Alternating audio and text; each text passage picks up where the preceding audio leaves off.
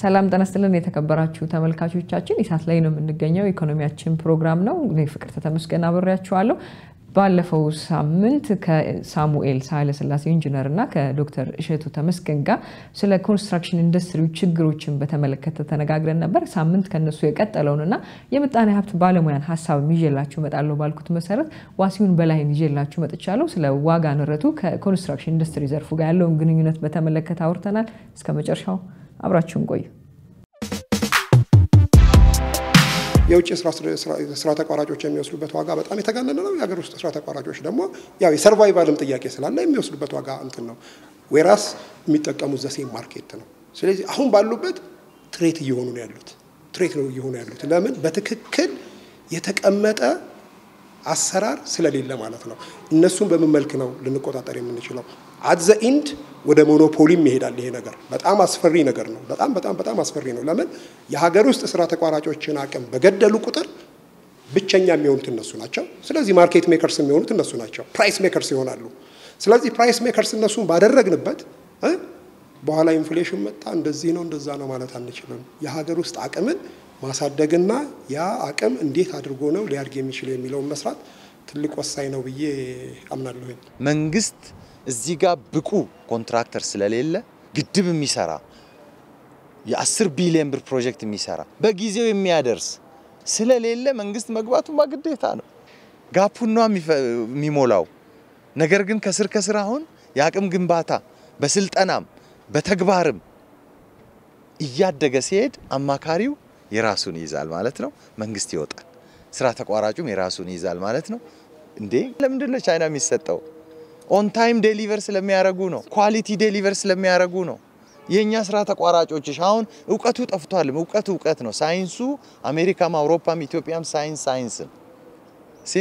ሳይንስ ነገር ግን ቴክኖሎጂ ኮንስትሬንት ነው የማስፈጸም አቅሙ ነው ልምዱ ነው እነሱ ግን አላቸው ከዚህ የተነሳ እንጂ ዕውቀቱን ነው የሚሰሩ ሳይንሱን ነው የሚተገብሩት ከኢትዮጵያዊ አምሮ በልጠው ከኢትዮጵያዊ ባለሙያ በልጠው አይደለም ቴክኖሎጂ ማተርስ የአቅም ግንባታ ተደርጎ በተግባር ታይቶ እነኚህ በሙሉ ኦን ቦርድ ወይም ደግሞ ብቃታቸው ተረጋግጦ ተፈትሾ ትክክለኛነቱ ሲረጋገጥ የውጭም ካምፓኒ ይወጣል መንግስትም ይወጣል በተበጀተው በጀት መሰረት ስራዎች ያልቃሉ በታቀደው ፕላን መሰረት ስራዎች በጊዜያቸው በጥራት ያልቃሉ ለህብረተሰቡ አገልግሎት ይውላሉ አንድ በጣም መንግስት ሊያስተውል የሚገባው ነገር እኛ ያው ሴክተሩ ላይ ስላለን የምናስተውለው ነገር እንዲሁ በዚሁ ሸረፍ አድርጌ ልሂድ አንድ የኮንስትራክሽን የውጭ ካምፓኒ ሲመጣ እዚሁ ፋብሪካዎችንም የብረት አቅራቢ ፋብሪካዎች የሴራሚክ የሲሚንቶ የፊኒሺንግ ዕቃ እዚሁ አንደኛ ማርኬቱ ሞኖፖላይዝድ አድርገውታል ለምሳሌ እኔ አሳን ኢንቨስተር ለምሳሌ ሲሚንቶ ላይ ኢንቨስት ባደርግ ዳይሬክትሊ እነሱ ከኔ አይደለም የሚገዙት እነሱ የራሳቸው የሆነ የውጭ ኩባንያ ያለ ከሱን የሚወስዱት አሁን ምንድነው የሚሆነው ፕሮጀክቱን በሚወስዱበት ሰዓት በከፍተኛ ዋጋ ነው የሚወስዱት እዛ ጋር በኢንቨስትመንት ስም የገቡ ፋብሪካዎች አሉ ስለዚህ በኢንቨስትመንት ስም የገቡ ፋብሪካዎች ለ5 አመት የታክስ ሪሊፍ አላቸው ስለዚህ ምንድነው የሚያደርጉት እዚህ ጋር ያወጡትን ከፍተኛ የጠየቁትን ከፍተኛ ዋጋ የራሳቸው የሆነ የሲሚንቶ አቅራቢ የራሳቸው የሆነ የብረት አቅራቢ የራሳቸው የሆነ የፊኒሺንግ ዕቃ አቅራቢ የራሳቸው የሆነ የጠጠር አቅራቢ አላቸው የመኪና አቅራቢም አላቸው ስለዚህ ከነሱ ይገዛሉ ከነሱ በሚገዙበት ሰዓት ምንድነው የሚያደርጉት ዋጋውን ታክስ ፍሪ በሆነበት ቦታ ላይ ያንሩታል ስለዚህ መንግስትም ፕሮፐር የሆነ ታክሱን አያገኝም ከውጭ ኩባንያዎች ፕሮፐር የሆነውን ታክስ አያገኝም because እዛ ጋር ያሉት ፋብሪካዎች የታክስ ሪሊፍ ለ5 አመት ሚኒመም አላቸው እዚህ ጋር ያለው ኩባንያ ቀጥታ ግዢውን የሚያከናውነው ከእንደዚህ አይነት ኩባንያዎች ጋር ነው አንድ ፕራክቲካሊ ያጋጠመኝን እንትን በዚሁ አጋጣሚ ልንገርሽ የፕላይውድ ማምረቻ ፋብሪካ ነው እና መጥቶ ኢንቨስት አድርጎ ፕሮፐርሊ ቫት እየከፈልን ስንገዛ ነበር ከዛ የእህት ኩባንያ ያለና አቋቋመ ከዛ በሚቀጥለው እኛ ዘሴም ኩባንያ ለንገዛ ስንል ኖ ከዚህኛው ግዙ አለ እኛ መግዛት የምንፈልገው ከዛኛው ነው ይሄኛው ኩባንያ ታክስ አይከፍልም ስለዚህ ታክሱን ኢቬድ ለማድረግ ነው ኖ በዛኛው ኩባንያ ከሆነ እንገዛለን በዚህኛው ኩባንያ ግን አንገዛም ማለት ምንድነው በየ5 አመቱ አዳዲስ ፋብሪካዎች ነው እነሱ እየፈጠሩ እየሄዱ ያሉት በየ5 አመቱ አዳዲስ ኢንቨስትመንት ላይሰንስ እያወጡ አዳዲስ ይሄ ደግሞ አገራችንንም ይጎዳል ሴክተሩንም ይጎዳል ሁላችንንም ነው የሚጎዳል ስለዚህ በእንደዚህ አይነት ጉዳይ ላይ በጣም አዌር ሆነን በደንብ በክትትል ልንሰራበት የሚገባ ጉዳይ ነውና በጣም የውጭ እንትኖች አሁን ባለበት ሁኔታ ላይ በደንብ ሊታይ የሚገባውና በምን መልኩ ነው እንዴት ነው የሚለው ነገር በደንብ መታየት አለበት ብዬ አስባለሁ ምን ተሰራውን አዲስ አበባ ውስጥ ቆጥሮ የተሰራን ህንጻ ምናልባት ካዛንቺስ ቦሌ አካባቢ ተሰራ ልትይት ያለሽ እንጂ የት አለ ህንጻ ምናልባት እኮ 5% አልተሰራ የአዲስ አበባ የቆዳ ስፋትን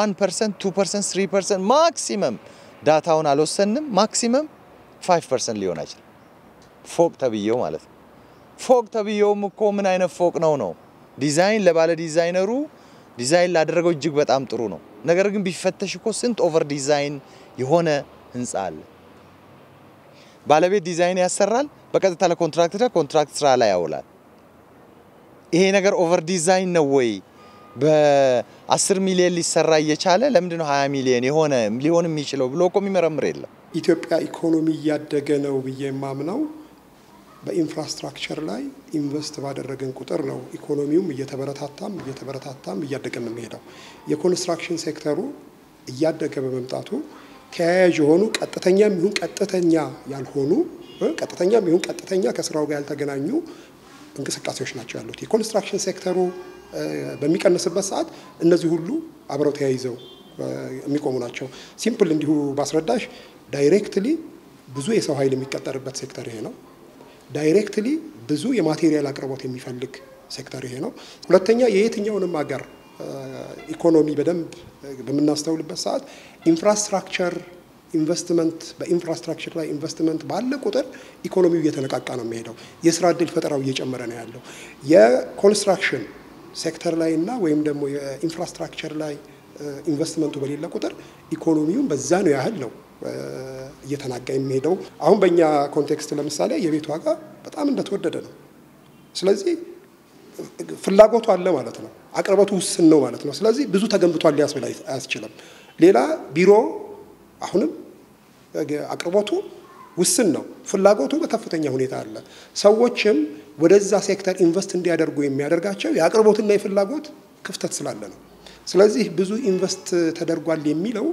ብዙም እንትን አይደለም ዋናው ምንድነው ትልቁ ነገር የተጣጣመ ወይም ደግሞ ፕላንድ የሆነ ኢንቨስትመንት አይደለም ምንድነው የምንፈልገው ለምሳሌ 500,000 ቤቶችን እንሰራለን ብለን ስናቅድ ለ500,000 ቤቶች ምን የኮንስትራክሽን ግብአት ያስፈልገናል ለነዚህ አሄድ ኦፍ ታይም በምንድነው ይሄንን ከቨር ልናደርግ የምንችለው እሱ ሲጣጣም ኢንፍሌሽኑም አይኖርም አሁን ግን ክፍተቱ እየተፈጠረ ያለው ምንድነው ለምሳሌ ሲምፕሊ የቤቶች ልማትን እንውሰድ ቤቶች ልማት በአመት እስከ 500,000 ቤት እንሰራለን ብለው አቀዱ በአመት እስከ 500,000 ቤት እንሰራለን ብለው ሲያቀዱ ለ500,000 ቤቶች ብረት ምን ያህል ያስፈልጋል ሲሚንቶ ምን ያህል ያስፈልጋል የፊኒሺንግ ማቴሪያል ምን ያህል ያስፈልጋል መቼ ነው የሚያስፈልገው ተብሎ በወራት ኢቭን በቀናትም ተከፋፍሎ ቢዘጋጅ ኖሮ ይሄ ሁሉ ክፍተት አይመጣም አሁን ግን ምንድነው የሚሆነው የቤቶች ልማት ስራ ይጀምራል የብረት አቅርቦቱ የለም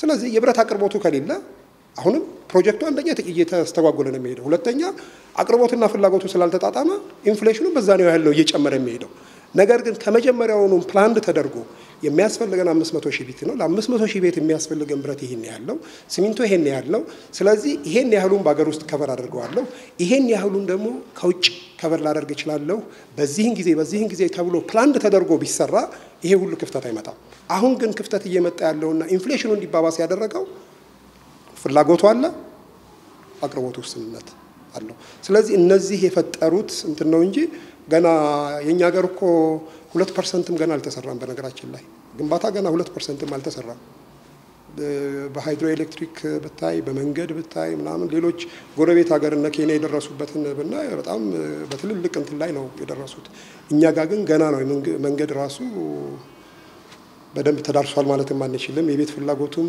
በተመሳሳይ የውሃ አቅርቦት ፍላጎታችንን በተመሳሳይ ኢቭን ኢሪጌሽን ለእርሻ የምንፈልገውን ኢሪጌሽን ገና እሱም ግንባታ የማይነካው ዘርፍ የለም። ስለዚህ ግንባታ ግድ መኖር አለበት። የኮንስትራክሽን ኢንዱስትሪ ዘርፉ እያደገ ነው፣ ወደፊትም ሊያድግ ይችላል። ምክንያቱም ብዙ ፍላጎት አለን እንደ ሀገር የመንገድም የተለያየ ግንባታ እቃዎችን ማስመጣት ኤክስፖርት ማድረግም ከቻለ ምንችልበት እድል አለና የዋጋ ንረት ጋር ቀጥተኛ ግንኙነት አለው ማለት እንችላለን ነው የኮንስትራክሽን ኢንዱስትሪ ዘርፉ። ኮንስትራክሽን ሴክተሩን በኢትዮጵያ ኢኮኖሚ ላይ የነበረው ልምድ የተመለከተን እንምጣስቲ። ለምሳሌ የአንድ ሀገር ጠቅላላ ሀብቱ ማለት ነው ጂዲፒን የምናሰላባቸው 3 ሴክተሮች አሉ። አንደኛው የግብርናው ሴክተር አለ፣ ሁለተኛው የአገልግሎት ሴክተር አለ፣ ሌላው ኢንዱስትሪ ሴክተር አለ። እና የኢኮኖሚ ሴክተሮች በጣም እንዲያዘነብል የምትፈልጊው የኢንዱስትሪ ሴክተሩ ላይ ነው። ለምሳሌ የ2012ን የኢትዮጵያን የጂዲፒ እድገት ካየሹ በሬሾ ደረጃ የኢንዱስትሪ ሴክተሩ አድጓል የሚል መረጃ አለ ወደ 9%። ነገር ግን ኢንዱስትሪ ሴክተሩ ላይ ማኑፋክቸር ሴክተሩ አይደለም እያደገ ያለው። እዛ ውስጥ እንግዲህ ቴሌው መብራቱም አለበት፣ ከዛ ኮንስትራክሽን ሴክተሩ አለበት። ኮንስትራክሽን ሴክተሩ ኢንዱስትሪ ሴክተሩን በጣም ደግፎ ይዟል። ብዙ አመታት እንግዲህ መንገድንም በጀቶቻችንን ካይሹ እንግዲህ 40% በሙሉ የሀገሪቷን ጠቅላላ በጀት የሚይዘው የመንገድ ፕሮጀክት ነው። መንግስት ብዙ አመታቶች ሲሰራ የነበረው በጣም ፍላጎትን የሚያበረታቱ መሰረተ ልማቶች ላይ ነው ሲሰራ የነበረው። ለዚህ ነው ዋጋ ንረቱ የጨመረው የሚሉ ብዙ ጊዜ መነሻ ሀሳቦችን ትሰማያለሽ። እንግዲህ መንግስት ወደ 476 ቢሊዮን ብር ነው በጀት የያዘው በበጀት አመቱ። የዚህን 40% ከወሰድሽው ለመንገድ እንኳን የተያዘውን ከወሰድሽው በጣም ትልቅ ነው። እሱ ውስጥ የዋጋ ንረት ተፈጠረ ማለት መንግስትም ሸማች ነው፣ ለመንግስትም ነው የዋጋ ንረቱ የሚጨምርበት። ምክንያቱም ሊገነባ ሲፈልግ እሱም ሸምቶ ስለሆነ የሚገነባው ማለት። ስለዚህ ከፍተኛ ወጪ መንግስት እንዲኖርበት የማድረግ እድሉ በጣም ከፍተኛ ነው። በዛው ልክ ገንዘቦቹ ከፍተኛ ገንዘቡን ወደ ገበያ እንድትረጪ የማድረግ እድል አለው። እሱ እንግዲህ ገንዘብ ተበራከተ ማለት ገበያው ላይ በጣም በዛ ማለት አንድ የዋጋ ንረትን የመፍጠር እድል አለው። በዚህኛው ትራክ ከተመለከት ነው እሱም ነው። ሌላው የኢትዮጵያ ኢኮኖሚ ላይ በጣም ቡም ያደረገ ነገር ለሁላችንም በቀላሉ የሚታይ ነገር ከተመለከትሽው ኮንስትራክሽን ሴክተሩ በጣም ሰፊ ነው።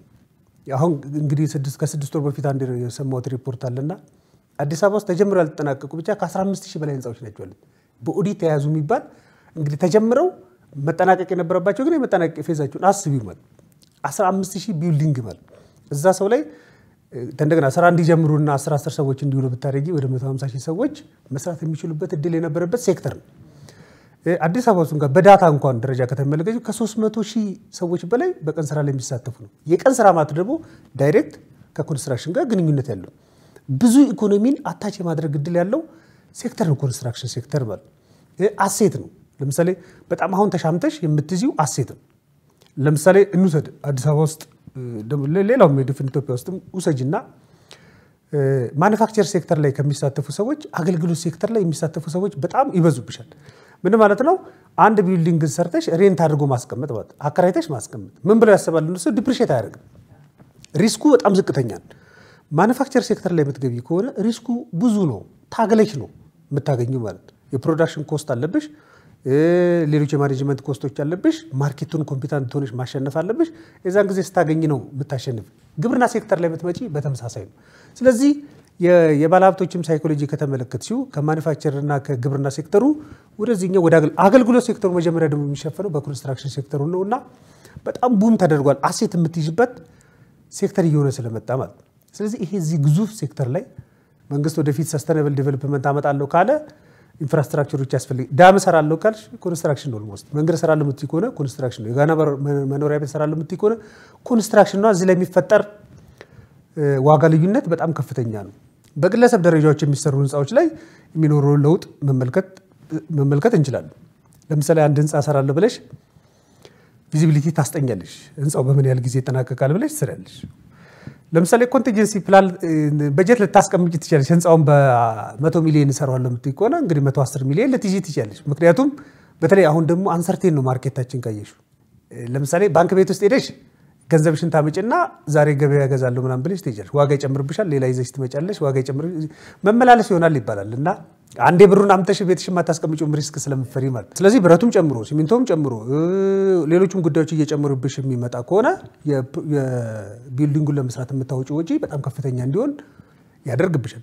ስለዚህ ኮንቲንጀንሲ ፕላን ብለሽ በጀት ብለሽ ካስቀመጥሽው 10% በጣም የተለጠጠ ወጪ ነው የጠበቀሽ ብለን እናስብ። ምክንያቱም ሁሉም ነገር ጨምሩብሻል ያሉሽንም ሌሎችንም አሴቶች ጨምረሽ የኛውን ህንጻ ጨረሽው ብለን እናስብ። በጣም ውድ በሆነው ኮስት ማለት ነው። ስለዚህ ፕሮዳክሽን ኮስትሽ አለቀ። ከዛ በኋላ ስሌት ውስጥ ገቢ ምን ብለሽ ነው እያሰላሽ የምትመጪው? ስለዚህ ኮስት አውጥቻለሁ በምን ያህል ፕሮጀክት ፔሪድ ነው መመለስ ያለብኝ ብለሽ ነው የምታስቢው አይደለም? ስለዚህ ሬንት ማውጣት ስትጀምሪ ሬንት አድ እያደረግሽ ትመጫለሽ ማለት ነው። የዛን ጊዜ ለሁሉም ሰዎች ለሚከራዩ ሰዎችም እዛውስ ቢዝነስም አገልግሎትም ለመስጠት ለሚገቡ ሰዎች ፕራይሱ በጣም ውድ እየሆነ ይመጣል። እታች ብሎኬት ከሚያመርቱልሽ ጀምሪ ህንጻው እስኪያልቅ ያለው አገልግሎት ላይ በሙሉ በጣም ብዙ ተዋናዮች ናቸው አሉት። እነዚህ ተዋናዮች ላይ በሙሉ እቺ ፕራይስ ታች ስትደረግ ሌላው ከኮንስትራክሽኑ ጋር ቀጥታ ግንኙነት የሌላቸው የህብረተሰብ ክፍሎች ታች መደረግ ይጀምራሉ። አንዴ ምን ሰምቻለሁ እኔ አንድ ትምህርት ቤት እንግዲህ ያው ኖን የሆነ ትምህርት ቤት ነው እና ዋጋ በጣም ኤክስፔንሲቭ ጨመረ እና ብዙ ሰዎች ኮምፕሌን አመጡና ወደ አዲስ ቢልዲንግ ነው እየወሰደ የነበረው። አዲስ ቢልዲንግ ሰርቷል። ወደ አዲስ ቢልዲንግ ተማሪዎቹን እየወሰደ ነውና በጣም ኤክስፔንሲቭ ሆነ። ወላጆች በር ላይ በጣም ብሌም ያደርጋሉ። ከዛ ሲጠየቁ የትምህርት ቤቱ ኦነሮች የሚሉ አዲሱን ህንጻ ካሰብነው በላይ በጣም ኤክስፔንሲቭ ሆኖብን የጨረስነው የሚል ምክንያት ነው ያስቀምጡ። ተማሪዎች ላይ አዳደረጉት ማለት ነው። ስለዚህ ኮንስትራክሽን ሴክተሩ በሙሉ ሀገሪቷ ላይ በአንድ ቡም እያደረገ ሁሉም ላይ ዋጋ የሚጨምር ከሆነ ሁሉም የሚጋሩት ማቴሪያል ነው። ለምሳሌ ብረት የሚጨምር ከሆነ ሁሉም የሚጋሩት ማቴሪያል ነው።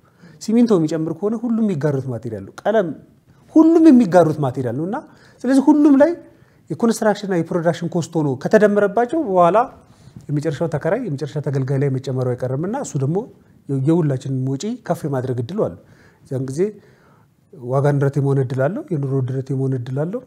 ባላንስድ የሆነ ላይፍ እንዳትመሪ የማድረግ እድሉ በጣም ሰፊ ነው የሚል እምነት አለኝ። ኮንስትራክሽን ኢንዱስትሪው ብዙ የስራ እድል ይፈጥራል። ዳታዎች የሚወጣሉ ብዙ የሀገራችን ኢኮኖሚ እድገት ላይ ብዙ አስተዋጽኦ ያደረገ ያለ ዘርፍ ነው። ግን በተቃራኒው ግን ብዙ ኢምፖርት የሚያደርግ ወይ ደግሞ ብዙ እቃዎች ወደ አገር ውስጥ እንዲገቡ የሚያደርግ ሴክተርም ነው። ምክንያቱም እዚህ ማምረት ማንችላቸው በጣም ከቀለም ትንሽ የሚመስለው ጀምሮ እስከ መስታወት ብረት ሁሉም ነገር ከውጭ ነው የሚመጡትና በጣም ትንሽ ከ35 እስከ 50 እንኳን አይደርስም ያሉት ዳታዎችን ሳይ በመንግስት ራሱ የወጡት ማለት ነው እዚህ አገር ውስጥ የሚሸፈነው ተብሎ የሚወጣውና ያንን ሳናስተካክል በብዛት ወደዚህኛው ዘርፍ መሄዳችን ችግር አላስከተለብንም ብለህ ታስባለህ?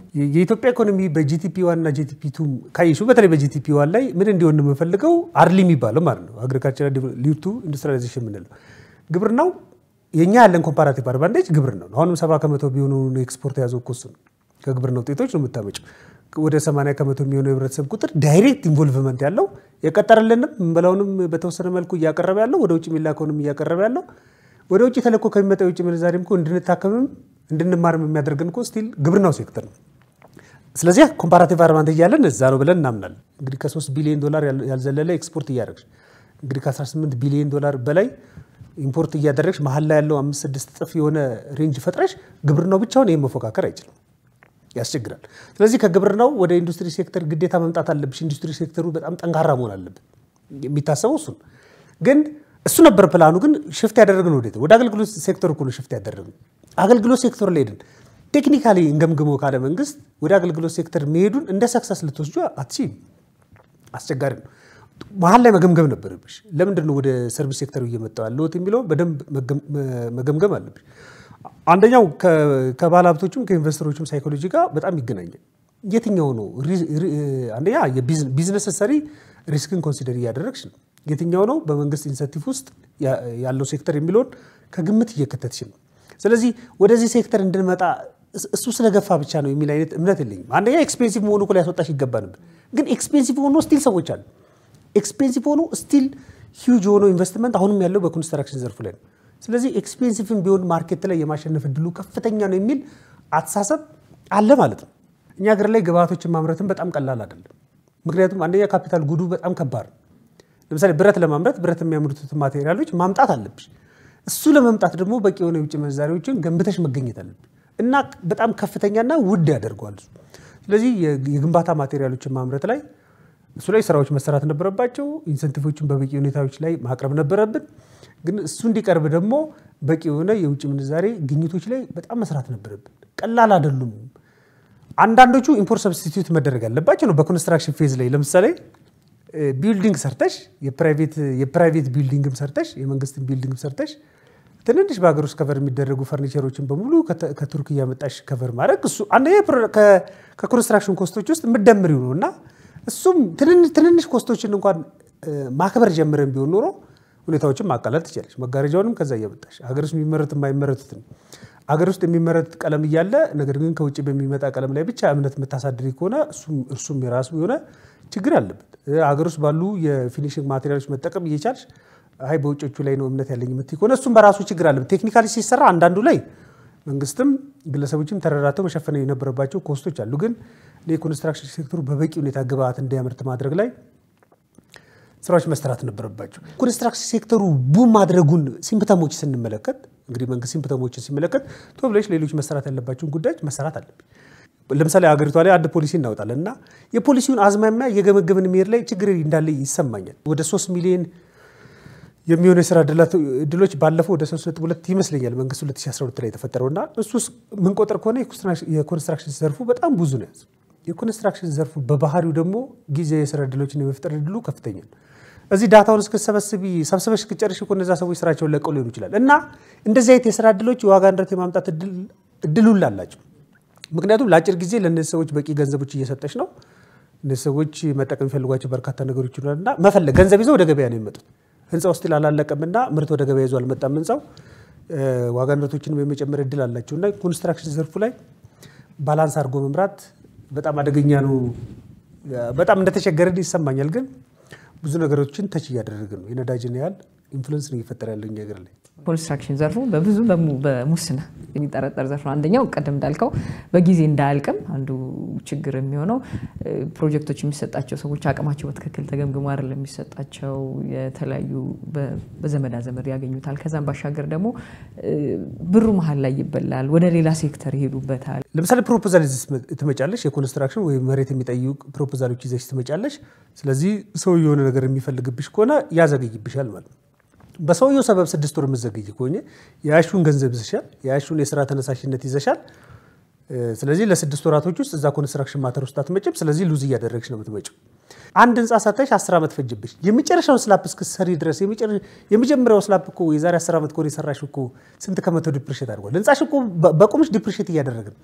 አንዳንድ ልጆች ሲቀልዱ ኮንዶሚኒየም እኮ ኦልሬዲ ዲፕሪሼት አድርጎ ጨርሷል ይላሉ። ሲያልቅ ከ10 ምናምን ዓመት በኋላ ለሰውየው ሲሰጠው ኦልሬዲ ዲፕሪሼት አድርጓል ምናምን ያሉ የሚቀልዱት ነገር አለ። ግን ዲፕሪሼትም አለው። ግን ሁለቱም ጉዳዮችን መመልከት ያስፈልጋል። አንደኛ በግለሰቦች ደረጃ የሚሰራ ህንጻ ላይ ቶሎ ያለ መጨረስ የሰውየው መብት መሆን አይችልም። የሰውየው መብት መሆን አይችልም። ናሽናል አሴት ላይ ነው እየሰራሽ ያለሽ። ለምሳሌ ሰውየው የስራ እድል ሲፈጠር እኮ ሰውየው ስራው እንዲሰራለት የስራ እድል ፈጠረ። ግን ከአጠቃላይ የሀገሪቷ አንኢምፕሎይመንት ላይ የተወሰደ ድርሻ ቀንሷል። ሰውየው የሆነች ምርት አመረተ። የሀገሪቷ ገበያ ላይ እኮ የተወሰነ ምርት ይዞ ነው የመጣው። ሰውየው ገቢውን ያገኝ፣ ግን ጠቅላላ ሀገራዊ ሁኔታዎች ላይ ኮንትሪቢዩሽን አለው። ስለዚህ ይሄን ህንጻ ያለመጨረስ መብት ሊኖረው አይችልም። ህንጻውን የመጨረስ ግዴታ ይኖርበታል። ህንጻውን በመጨረስ ግዴታዎች ውስጥ ደግሞ ሌሎች መሟላት ያለባቸው ብዙ ጉዳዮች አሉ። እሱ ደግሞ መንግስት ድርሻውን ይወስዳል። አንደኛ እንግዲህ ተጠንተሽ የምታቀርቢያቸው ፕሮጀክቶች ፕሮፖዛሎች በሙሉ ማጠናቀቅ የምችው ነው ወይ? ኢኩዊቲ ከምታስይዙ ጀምሮ ትክክለኛ ኢኩዊቲ አንዳንዴ እኮ የምናውቃቸው ጉዳዮች አሉ። ኢኩዊቲ ታስይዥና ኢኩዊቲ ከተፈቀደ በኋላ እሱ እኮ ላይኖሩላ ይችላሉ። አንዳንዴ እዚህ በጀመርሽው ህንጻ ሌሎች ህንጻዎች የሚጀምሩ አሉ። መንግስት በኤክስፒሪየንስ ደረጃ እሱን እያሳየን እኮ አይደል? እሱ 10 ዓመት የፈጅበትን የስኳር ኮርፖሬሽኖች አንዱንም እኮ ለማስመረቅ አልቻለም። ችግር እሱም እኮ ኮንስትራክሽን እኮ ጀምረሽ ትሰሪና አንዳንዴ ምንድን ነው ለምሳሌ ስኳሩን ካምፓኒ በለስ ይመስለኛል፣ እርግጠኛ አይደለም፣ ግን ፋክተሪው ከተሰራ በኋላ አገዳው ደረሰ፣ ፋክተሪው ያላለቀ። ስለዚህ አገዳው ተነስቶ በአዲስ ማሳውን ለማዘግ ወደ 200 ሚሊዮን ብር ምናምን ይመስለኛል ሲጠየቅ የነበረው ኒውስ የነበረ ጉዳይ ስለነበረ ማለት ኮንስትራክሽን እዛም በኤክስፒሪየንስ በገቨርንመንትም እያሳየን አይደለም። ስለዚህ መንግስት ውስጥም በመንግስት ስራ ያሉ ሰዎች የኮራፕሽን አሁን ሚሊዮን እየለመድን መጣ ነው። አንዴ በጣም የጥሬ ገንዘብ ፈሰሱ በጣም ትልቅ ነበር በኢትዮጵያ ኢኮኖሚ ላይ እንግዲህ ከ130 ቢሊዮን ብር በላይ ከፋይናንስ ስርዓት ውጪ ነበር። ከፋይናንስ ስርዓት ውጪ ብር በጣም በዛ ማለት አገልግሎትም ወደ መግዛት ትመጫለሽ። ብዙ ብር እጅሽ ላይ ካለብሽ እቺኛው ህንጻ እንድታልቅልኝ የዚህን ያህል 100 ሺህ ሚሊዮን ወደ ማለት ትመጫለሽ። ስለዚህ አገልግሎት መግዛት በተቋማዊ አሰራር ደረጃ በጣም እየተገነባ መጣ።